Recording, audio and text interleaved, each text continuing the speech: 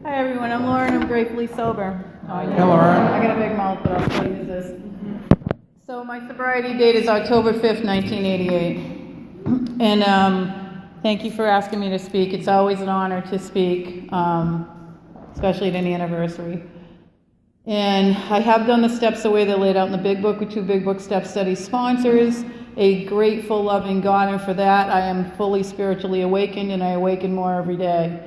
I do anything and everything over and above to keep my spiritual awakening and to enlarge my spiritual life. And I have done all my amends, and I practice all the steps every single day. God gets a half an hour to an hour of my time every day because I drank and drugged way more than that, and he deserves that. So I know some of you here because I used to come here, but I work Saturdays now, so I took today off to be here. But I know all of you.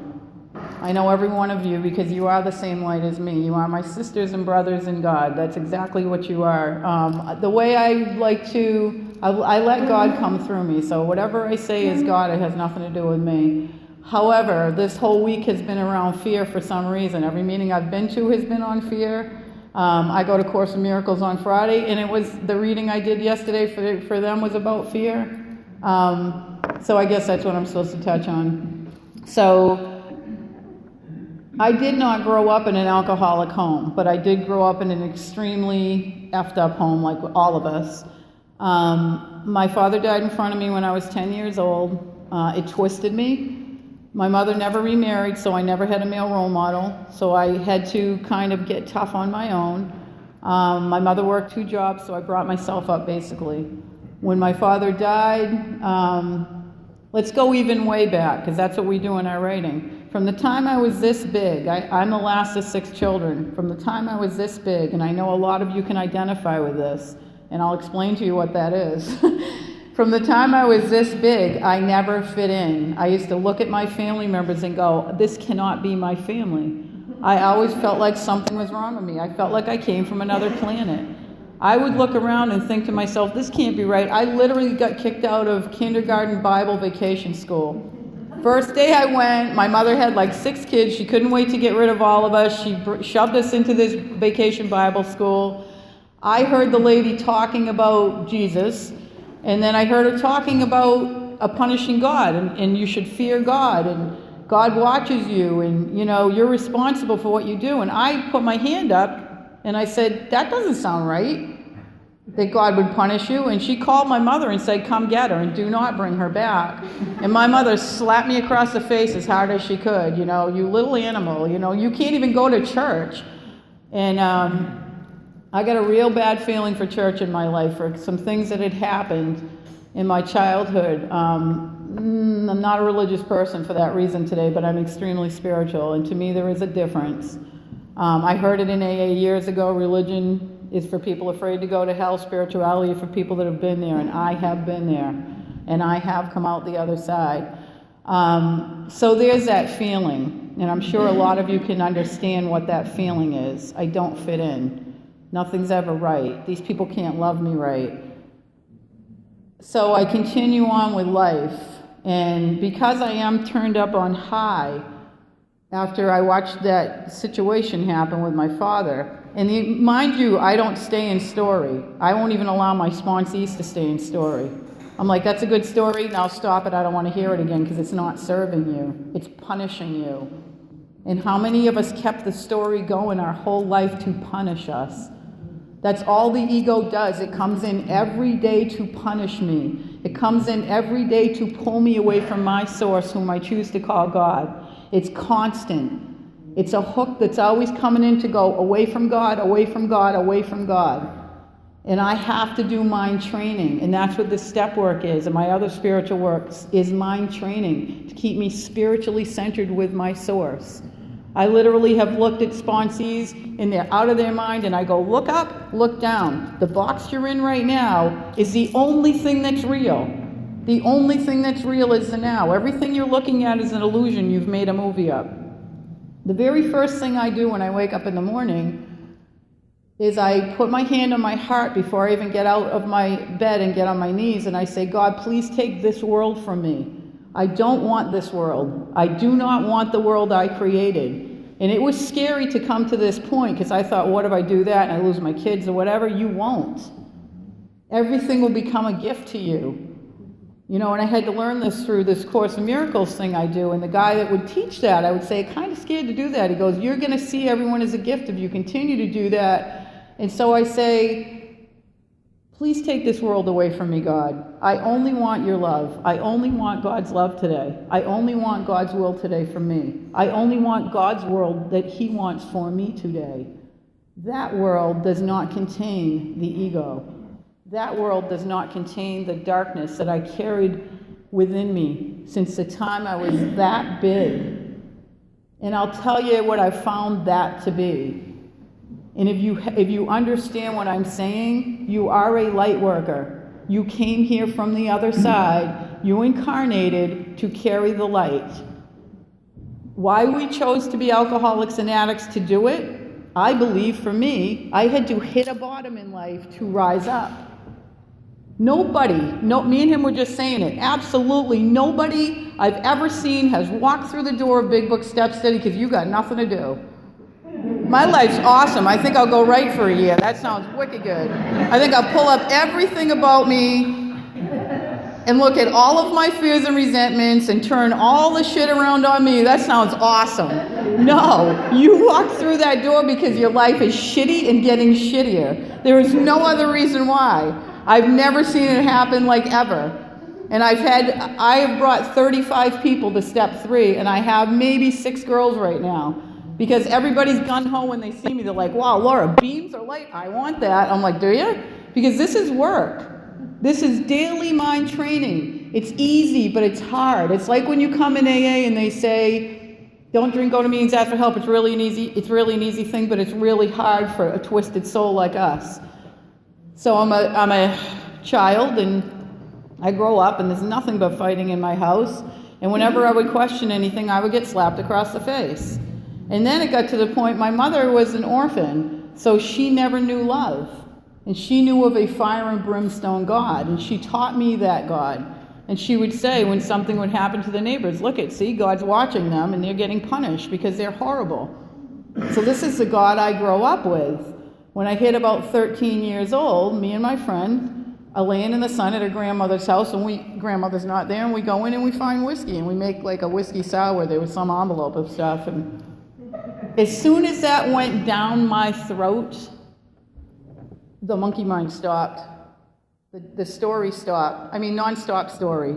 It just stopped. And I was like, oh, this is it. This is what I'm doing. I didn't continue to drink like that. And I tried really hard to be a good kid. I really did. I was a straight A student. I was a cheerleader. I speak at Lunenburg High School twice a year now. That's where I grew up with a friend of mine, Andrea. And I tell the kids, don't worry about the kid with the pink hair. She's already telling you life sucks.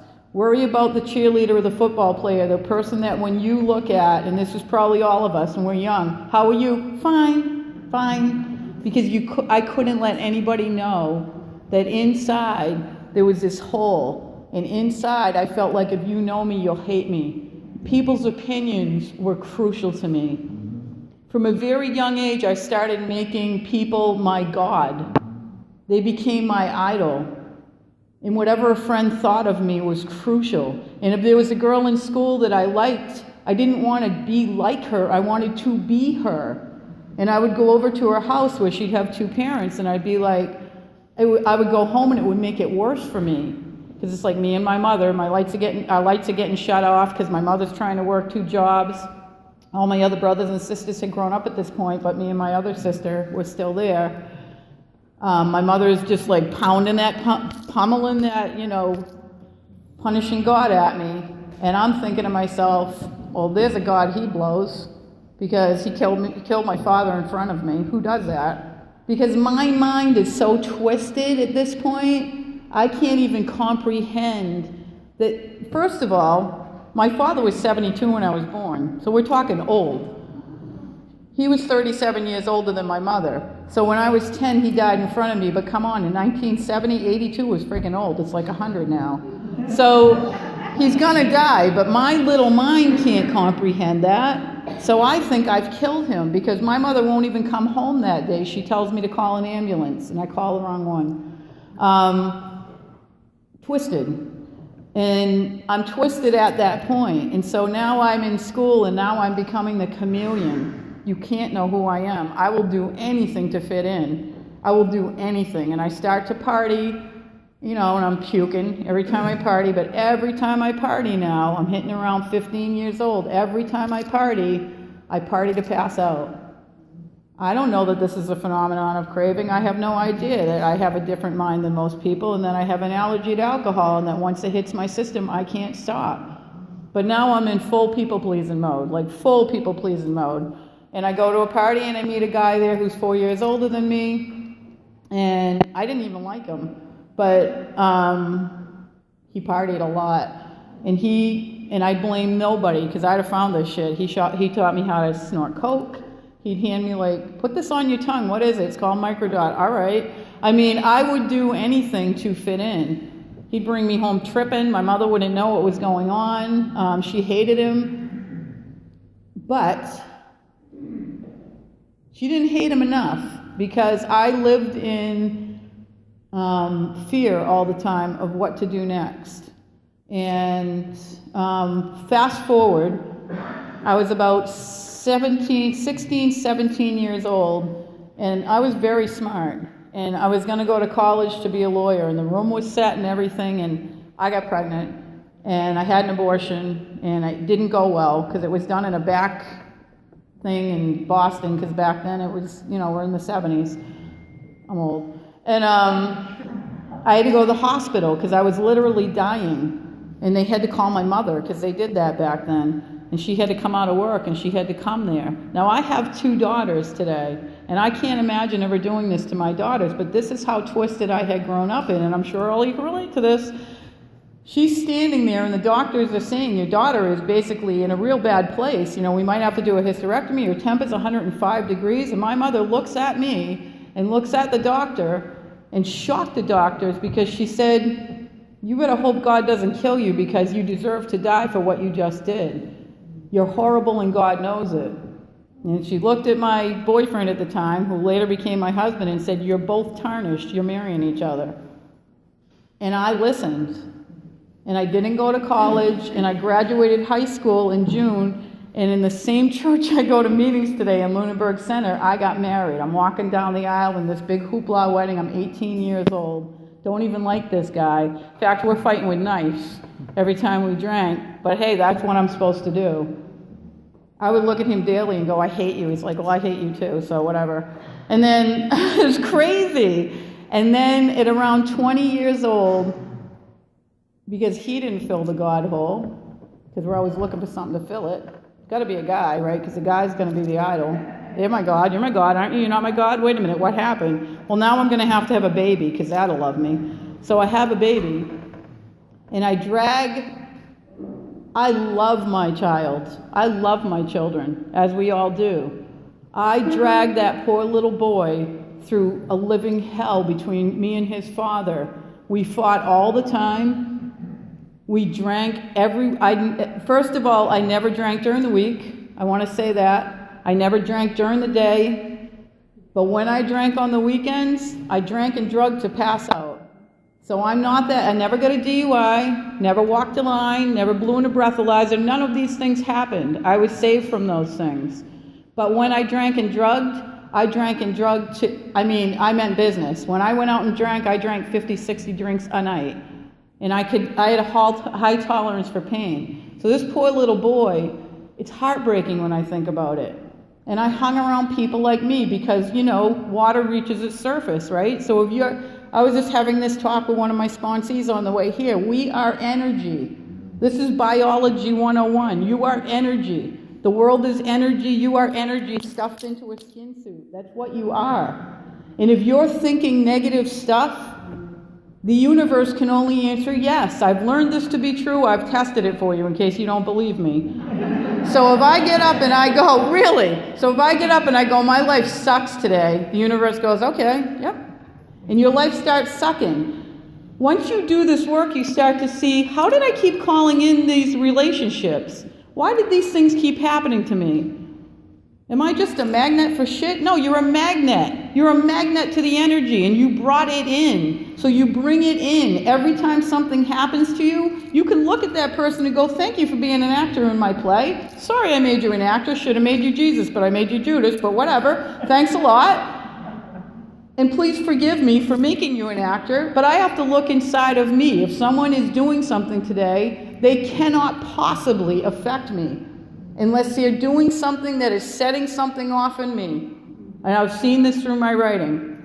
So I call in all these people when I'm with this person. All the people I partied with did drugs like me. We had parties on the weekend, people stepping over bodies that had passed out. My son is seeing this. We're teaching my son how to pass a joint around. I'm proud that my son can open the fridge and tell a Budweiser from a soda. It's crazy. And I think this is normal behavior, because this is what I'm hanging around. I'm beating my husband with shoes, and I'm saying to my girlfriends, do you beat your husbands with shoes? Yeah, I hit him with a spatula. I'm like, all right, well, that's what we do then. So, same good to me. And then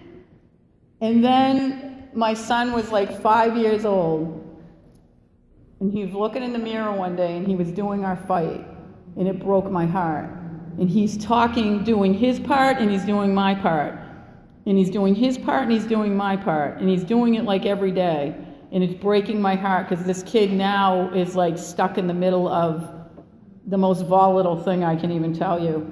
And so now, because I'm already on my way to being an alcoholic, I already was, but I was on my way, really bad, I blamed him, right? Because that's what we do. Well, you're the problem. Let's get rid of you, and I'm going to be okay. You just need to go, because you're the problem. And I have a mother and sisters, and they're telling me he's an asshole, he's a problem, get rid of him. So I get rid of him. Lo and behold, here I am. So he goes, and the next thing I know is I find a bartender, perfect. I meet a bartender, and I move him right in my house, right? Now he's stealing top shelf booze, so like we're just like on the weekends partying, but we're classy. But I'm that girl. It's hilarious, because I'm that girl that you would see, if you ever saw the ads, they're probably old now, the ad and the girl's in the black velvet dress and she's holding like the VO, you know, and she's got the blonde hair. That was me. I'm all decked out. They never show you that chick at the end of the night, right? Yeah. Because that was me at the end of the night. I'm behind the dumpster puking. There's puke down my dress. Mascara's running down my face because I'm crying over I don't know what. I've already put my hands around the throat of the boyfriend, you know, because, you know, I'm thinking he's cheating on me, which he was. But I kept taking him back because it's okay if you cheat on me, just don't leave, whatever you do. And you're my God, remember, you're my idol. Don't mess this up. Here's the script. And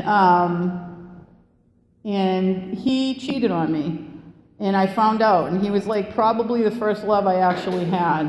I was devastated.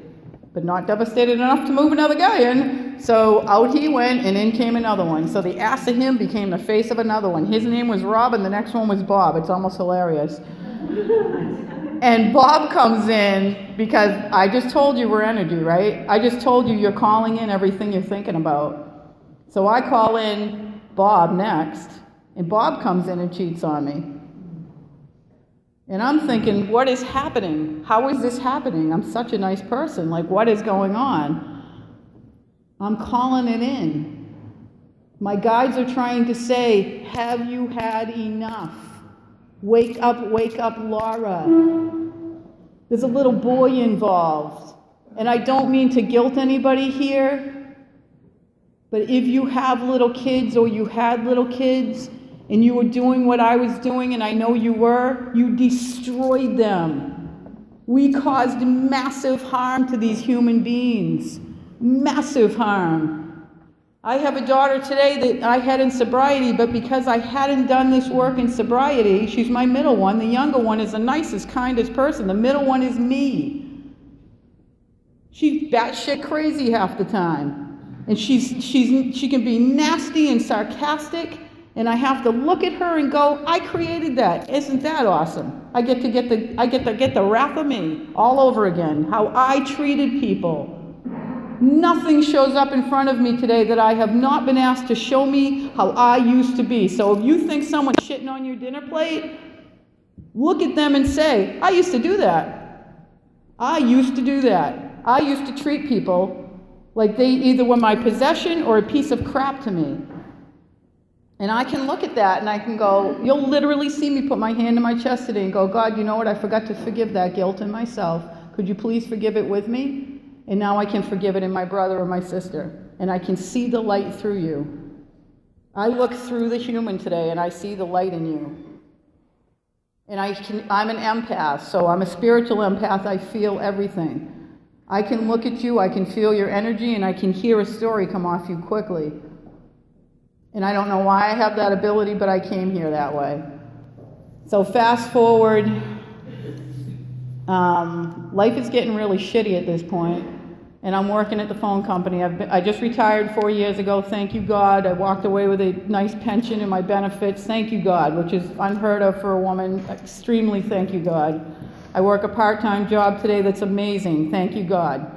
I work at a front desk of a massage therapy place, and the rich ladies come in to get massages, and I go, how was it? Want to book another? And they go, yeah, and that's my job. It's awesome. And I get a massage once a month, and that guy found me. So I'm living proof to you that what energy you live in is what you call to you.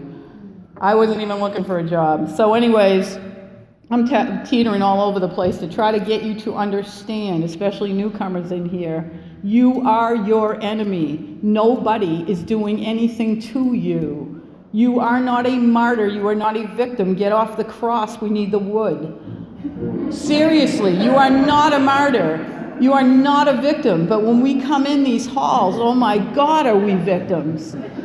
You know, oh my God. And so I'm at work and I'm drinking and I'm working 7 days a week because I have to support my habit, right? Working all the time, workaholic, because I'm an aholic, right? I got like 800 pairs of shoes. Because, you know, my son says it all the time, you alcoholics put one thing down and one comes up, and another addiction comes up, you're either smoking, you're at the gym, you're buying shoes, whatever. And now the shit is royally hitting the fan. And I'm calling in sick all the time, and, you know, Mondays and Fridays. And my bosses are partying with me. You know, we're going to Shaboom's, and I'm working in Worcester, and we're going to Revezzi's, and I'm like, huh? And then it got really bad. And I thank God for this. A woman I worked with said, I know what your problem is. You got emotional problems. Go to a psychiatrist and get some Valium. That'll calm you right down. So I go and I get a prescription of Valiums. Now, back in this day, there's no computers yet. I'm old. And so I get my prescription here, a CVS, and I get another prescription over here at another CVS, because you know the game. And I'm eating Valiums like they're M&Ms. I don't know I'm doing it, but it's happening, because I hold the resistance to them. That brought me to my knees. And I started to see a counselor. And the first counselor looked at me and said, Laura, I think you have an alcohol problem. I'm like, fired. I went to the next one. She's like, do you think you have a drinking problem? I'm like, nope, fired. The third one was on to me. And she played right into my self-pity, right? Because, oh my God, I'm a victim. You in my life, oh my God, I grew up in such a horrible household. She goes, yeah, Laura, you poor thing, you got emotional problems, your mother sucked, you didn't have a... She's playing right into me. And she's like, you know, the phone company will put you in any one of these places for 6 weeks. You get to relax, Laura. Look at, she's putting the brochures out. Look at, there's a dog in a lake at this one. I shit you not. Steven Tyler lives across from this one. You know, the Aerosmith guy. And I'm like, oh yeah, that one looks good. And she says, you need to go for 6 weeks. And of course, my little alcoholic mind's like, 6 weeks, And she kept saying, you have such a strong light and will in you that if you would just turn it away from yourself and turn it towards something more beneficial, you can have a life that's amazing, Laura. And I couldn't hear it. So I continued to party.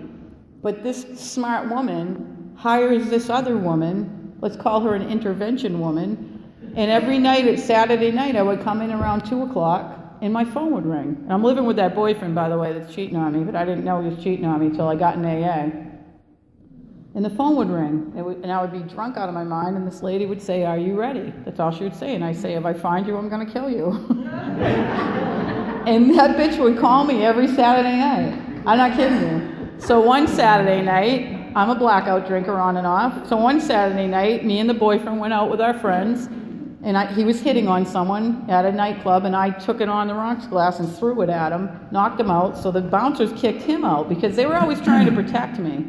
Because I was a fun drunk in the beginning, and you never knew what was taking me. I'm the bawling drunk at the end of the night, poor Laura, and I don't remember anything of it. I do remember that my friends dropped me off, and apparently I beat the snot out of them. All I know is I came to when it was about 2 a.m., and I went into the bathroom. I had blood on my hands, and I thought I hurt my son. Now, he must have gone home and because he was leaving and he was going home early after I hit him with the glass. And he said, "I'll bring the babysitter home. You're effing crazy." And I stayed out, and I thought I hurt my son, and my whole body started to shake. And I just smashed my car up for about the 11th time, and I never got arrested. Funny thing, cops always let me go. And my son had come out. Actually, it was the next day. That night anyways, I look and I run in my son's room and he's sleeping fine. I go to open the bedroom door and there's a chair under it, so I couldn't get in. He locked himself in, and I go in the bathroom, and written with lipstick is, "You're a crazy bitch." And now I start coming out of the blackout, and I'm seeing it, and I'm beating him up. And doesn't the phone ring? And it's the lady, and she says, "Are you ready?" And I said, "I'm ready, but give me 10 days. I gotta tie up some loose ends here," which is the alcohol talking, right? And in those 10 days, we all know what happens then, don't we? And I went into my work, and I told my boss, "Come here, I gotta tell you something." Because he used to sit there, and he used to go, "Fucking Laura." When I'd walk in, every Saturday I'd walk into work because I'd be partying the night before. And it's funny because a friend of mine sent me this thing on Facebook, about a year ago, and it was a picture of Cinderella without a shoe, and it said, "If you're missing a shoe, you're not Cinderella, you're just a little drunk who lost her shoe." And he goes, "I thought of you because I would go out partying with the stilettos, and I'd always lose a stiletto. And I always ended up coming into work on Saturday with the same miniskirt on and some guy's shirt, missing a stiletto, like walking in, because I got some guy's shirt because I barfed on my own. And I'm barfing in the rubbish can and I'm answering guys because I'm trying to work with outside techs, and I'd have my head on the desk and I'd have my hair in a ponytail, and my boss would pick my head up and go, "Laura, you can't, you got to keep your head up, you got to answer the phone." That was me towards the end. My kidneys would hurt, like they were sticking out of my back because I partied so much. And so I go in and I'm like, "I got to tell you something." He's like, "What?" I'm like, "I got to go into rehab." And he's like, "Thank God." And I'm like, "You party with me?" And he's like, "Laura, you're out of control." And so the boyfriend won't give me a ride. So I remember a guy in the phone company who was sober, and I called him. And this is how people in AA will help you. And I called him and I said, "I need to go to a rehab up in Sunapee, New Hampshire called, Seminole Point." And he said, "I'll take the day off, I'll pick you up." And he started driving me up there, and he said, "You want a drink?" And I'm like, "No." And he's like, "Okay, well, I'm just telling you," because he knows that I can't drink anymore, but I don't know this, right? Because I think I'm going for emotional problems, because that's what she told me, right? Because she had to play into my self-pity. And I get up there, and some guy's getting ready to jump out the window. He's trying to jump out the window. He's got his fingernails painted black, and I'm like, "I'm all set, I'm out of here." And my friend's peeling my hands off, and he's like, "Bye, Laura, see you in 6 weeks." Like, don't leave. And I think, by the second day, they said, "So the meeting's at 6 a.m. in the morning." And I said, "Well, I won't be attending that because, phone company's paying up. Probably going to go to the 10 o'clock-ish one." And he goes, "Really?" So 6 a.m., my light flips on, and friggin' an Amazon comes walking in, and she just grabs me. First they said, "You can't have you won't have your makeup. You aren't allowed perfume. Your hair will be in a ponytail. You will not live outside here. You aren't allowed to talk to your son," which killed me for 6 weeks. He was 8 years old. And let me tell you, the reason I went in there, I told her I wanted 10 days, and the little alcoholic thinking started saying, "Don't go." The next morning, as my angels would have it, and I truly believe in angels today, my son was standing there in the driveway, and I was getting ready to take him to school, and he saw my car smashed up again. And I know the kid had probably said stuff to me before, and you all know until you're ready, you're not ready. He looked at me and he said, "Mommy," and his whole body started shaking. And he said, "You and Daddy drink so much. If something happens to you, I have nobody." And I swear to God, at that moment, my angels came and went bam, and it hit me that hard, like someone hit me with a rock. And as soon as that happened, I heard, "You selfish, selfish human. You brought this thing through your body, and now you're killing and destroying it." And I heard it that loud. And it crushed me.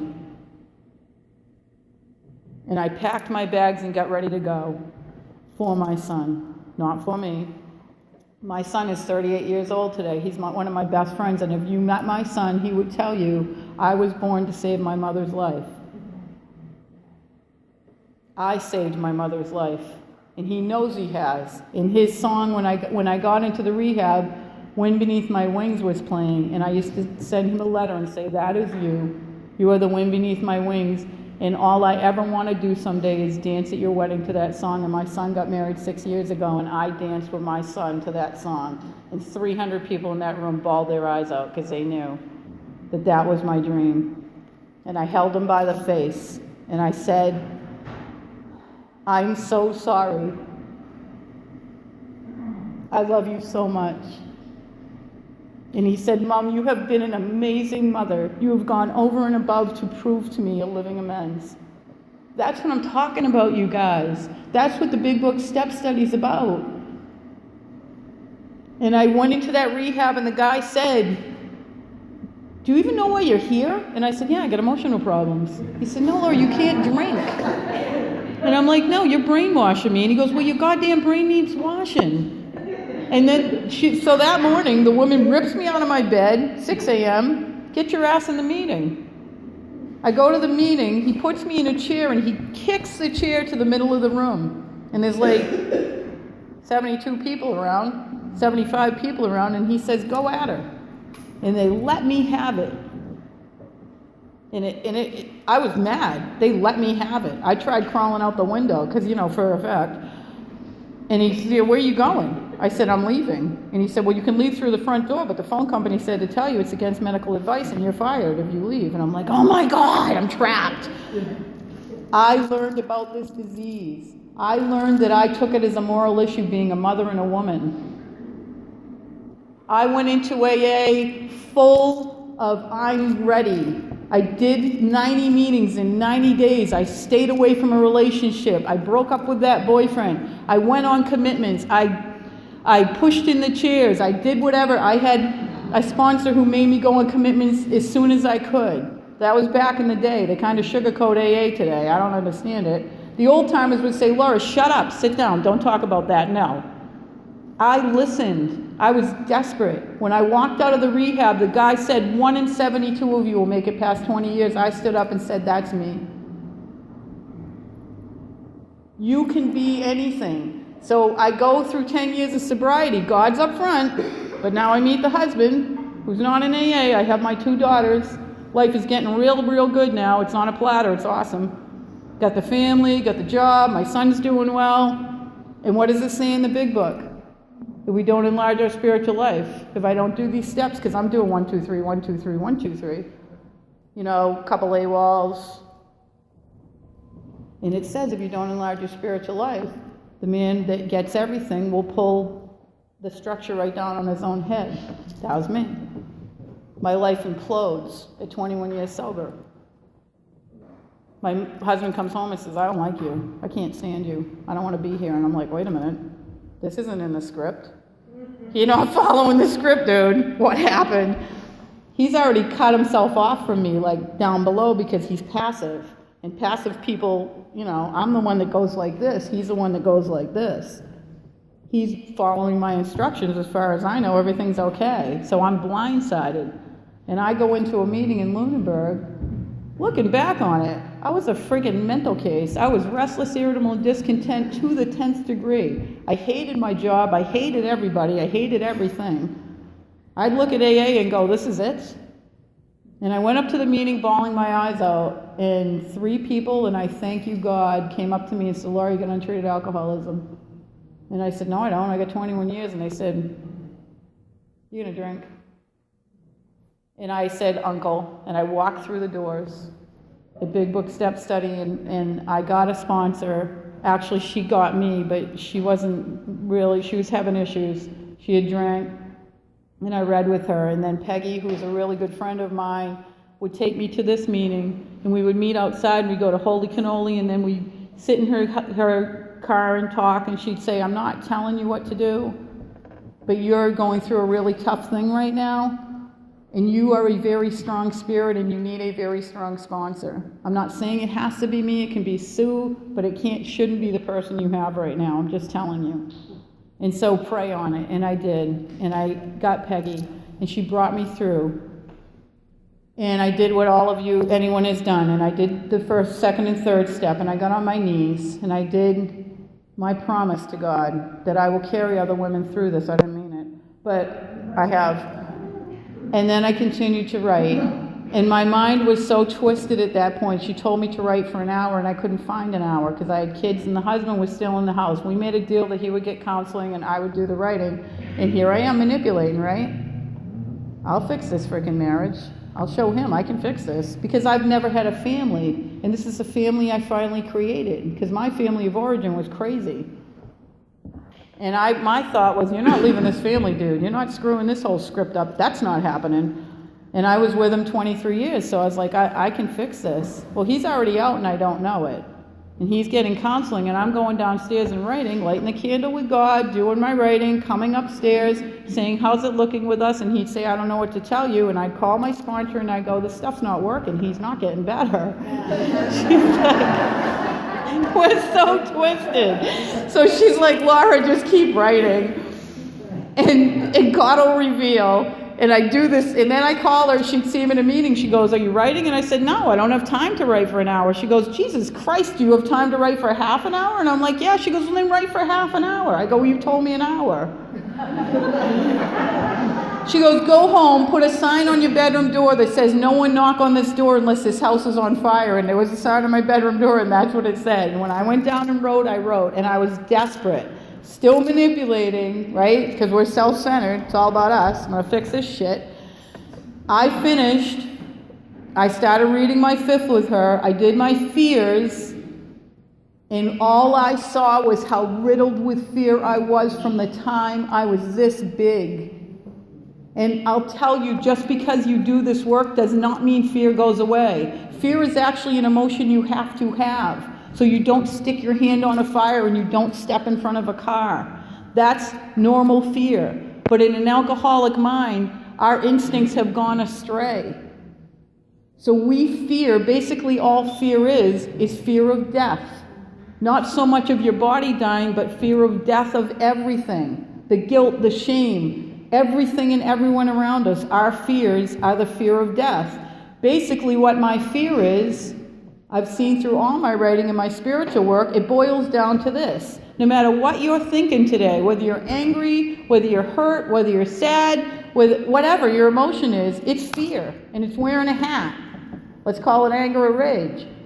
The only fear there possibly can be as a spirit of God, because you're fully with God. As you do this work, your light opens up and you see it wasn't given to you, it's always been there.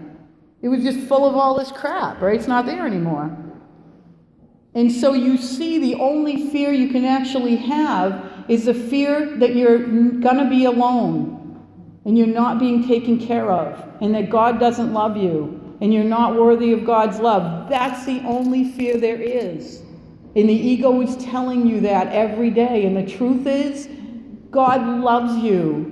That's all God is love and peace and joy. Anything else is the ego. You are fully protected. Nothing can harm you. I say this to my children. You can literally stab me. You still can't harm me. You can't kill this spirit. This is only a vessel that holds a light. So today my job is to carry that light And so I do the work with my sponsor, and I read my 5th step, and I go over my fears, and literally as I'm writing my fears, I'm going, I don't really have any. She goes, really? 200 fears later, I'm afraid of being married, I'm afraid of not being married, I'm afraid of working, I'm afraid of not working. I'm making fears come true. I can prove to you that your energy makes shit happen. My biggest fear, one of my biggest fears, was of somebody putting one of my daughters into porno or beating my child. My middle child is a stripper, and her boyfriend is in prison for beating her. And he gets out in 3 months, and she's going to marry him. Now, if you don't think I don't work a strong program, think again. I can say to her, first I stayed away for 6 months. I literally went to see Byron Katie in California. I could not figure out what to do. Every time I tell her he's going to hurt you again, she'd come right back at me because she is me. It's like looking at me in my 20s. She doesn't drink and drug. She goes to guys that beat her instead. I don't understand it because I would cleave your hand off, so I don't understand it. He got her into stripping. She makes a lot of money. She's trying to break away from it, but whatever. So the 2 fears that I had came true. My other daughter lives with me. She's 20 years old. She's a biology major, hates confrontation, hates drama, hasn't even dated, and she'll be 21 in July. Night and day. My son went through stuff, but he's an amazing man today. He grew up in AA with me. He came to meetings with me. So when I see people that have kids and go, I can't go to meetings because of my kids sat in the corner of that room, I don't know how many years. I did what I had to do. And because of that, I was able to let that husband go. He came home when I was finishing my 5th step, and he said, I don't know what you did in AA, but I still don't like you. And I'm not going to ever touch you. And I looked at him and I said, I was 50 years old. That was over 7 years ago. And I said, you seriously think I'm living that way? And he said, yeah. Because we have been, because we hadn't had sex for 5 years. And I said, no, you're free to go. In fact, you need to go. And I swear to God, you guys, this is how sick we make people in sobriety if you don't do the work. He was like if you took an elephant and you chained him to a pole, and they say you can take that chain off and literally put a piece of string to that elephant and it will not move. That's how he was, like a tethered elephant. He looked at me and he said, go? And I'm like, yeah. He said, you don't like it here, so bye, shoo-shoo. And he immediately met someone. I'm still manipulating guys, right? Because that's what we do. So I'm like, I'll set him free for 3 months. In 3 months, I'll call him and I'll say, do you miss your family? You must miss me. Let's try to date. And I call him in 3 months and I said, so what do you think? Do you miss me? And he goes, well, here's what happened. This is God all over it. My guides, when something happens today, my guides go like this. They shake me off and they throw me up to the next rung. There you go. There's that pain. There you go. I will not move up spiritually until I've hit a darker place in my life. That's how humans are. So he said, no, actually I was in Home Depot buying a hammer, and the girl selling the hammer, our eyes met and we're soulmates. And I'm with her now, and he bought her a house 5 minutes from me. For her and her grown children, here's another test from me, my soul, not God. God never tests you. God doesn't give a shit what you do, actually, because that's all your ego. Unless you're love and light, that's who God is. Whenever someone says, God, test me, I go, God, he's not testing you. Your soul is testing you. You came here to learn. You came here to contrast. You came here to learn for God. This is what I do want. This is what I don't want. And try to live in a positive place. Try to understand that your energy creates what you say. When I open my arms in the morning and do my prayers, I go, I am abundant. I am financially abundant. I am love abundant. I call in loving friends. I call in love everywhere. I'm an awakened soul, and that's what I say. Everything is going to be okay today. I do not give lip service to negative shit today. I don't give lip service to that daughter. I tell her, I love you, I will always love you. I stepped away from you before thinking that was the answer. No, I will be here, and when he beats you again, which he probably will, I will be here. He is a child of God. I pray for him. I meditate for him. However, he's a bad thought in my mind. Remember the world I just told you I let go of every morning? He's a bad thought in that world. And I told her I will not acknowledge that thought. He will not be acknowledged. If you marry him, he won't be acknowledged. If you have children with him, he will not be acknowledged. But you will. And this is your journey. And I can't take it for you. Our children are not our children. And I tell my children that today because I release this world. You know you're not my children, right? And they're indigo children. So these kids I have are old souls. Funny they would come through me, but I'm very enlightened. And now I know why they came through me. And I say, you are these souls that incarnated through me, and you are gifts to me today. For me to be in your presence is a gift for me today. I have no right to tell you what to do or run your life. I have to trust and rely on God. I've done enough step work and spiritual work to know what it says in the big book. Either God is or he isn't. What is your choice to be? Today, God is for me. I try to prove to other women, I can put your hand in the hand of God, give you the directions on how to do these steps, but I cannot save you. No one could save me. I cannot save my children. I could not save my marriage. I had to drive past that house, and it took me 2 years. And I'm not lying. I would see them out on the front lawn, and I would think, my car's going to kill him. I'm going to kill him, and I'm going to drive away. Because the ego's right there. It's right there, guys. The minute my eyes open up, it's like someone unplugged my computer from the night before, and I'm on default. And the ego goes, hey. And I've been taught that the first thought, the first voice that you will hear is the ego. It's suspicious and it's vicious and it hates you. But it will make you believe it is your voice of reason. And that's why you have to be still for a minute and pause. Because the next voice is going to be God. I have it tattooed on my arms. Be still and know I am God. There's times when you'll see me put my hands down and I'm looking at it. Because does fear still come in? Hell yes. Is my life awesome? It's amazing. Is it because of a boyfriend? Don't have one. Just started to date someone. I don't know where that's going, but I don't have a high tolerance for bullshit, so I don't know. The last guy I dated, I looked at him and I said, I'm not being mean, but dude, you can't even communicate. And I'm looking at you thinking, would I rather be watching Netflix with my dogs or be with you? And I'm getting Netflix and dogs, sorry.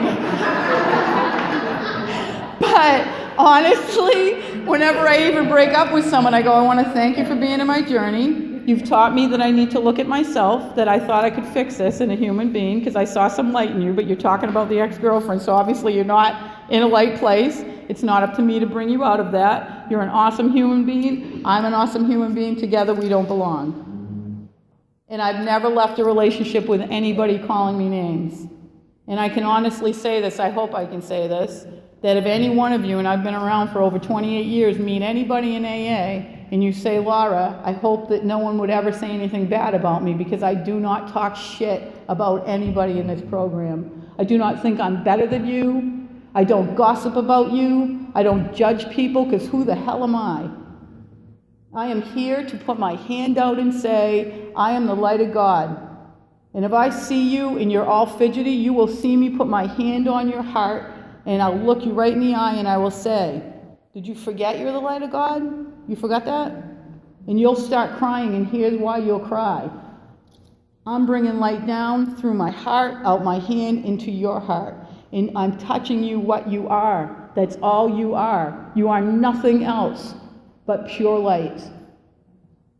And there's nothing outside of you that is going to complete you. Not a husband, not a wife, not a boyfriend, not a job, not a child, because they will all fail you. It doesn't mean you can't have them, but release them and let them be a gift to you. That's what I've learned. That's who I am. So when you ask me every time how I am, you hear awesome. And I could have some shit going on, which you just heard I do with my daughter, but I'm still awesome. It doesn't own me. You can't hook me today. My past does not own me. It's in 4 notebooks. It's gone.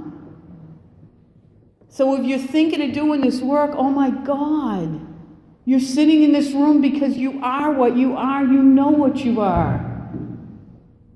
You are these massive light workers that have come in and incarnated to co-create with the source and carry this message to other alcoholics. That's what you are. You can have an amazing life, but stop the friggin' story. Stop that shit in its tracks. When the ego's coming in, say, enough of that shit. I'll be in my car and I'll go, enough of that. Like when I hear a song on the radio, you know, and it brings up the old guilt. Nope. I do anything and everything today to be of maximum service. It used to be others, because I was a people pleaser. And then self, the little shitty self, you know, the one that the ego owns that says I'm worthless. And then maybe God. Today my life is God, God, God. Self, the big one that's attached to the light, and to all of you and others. And that's who I am today. Thank you so much for letting me share.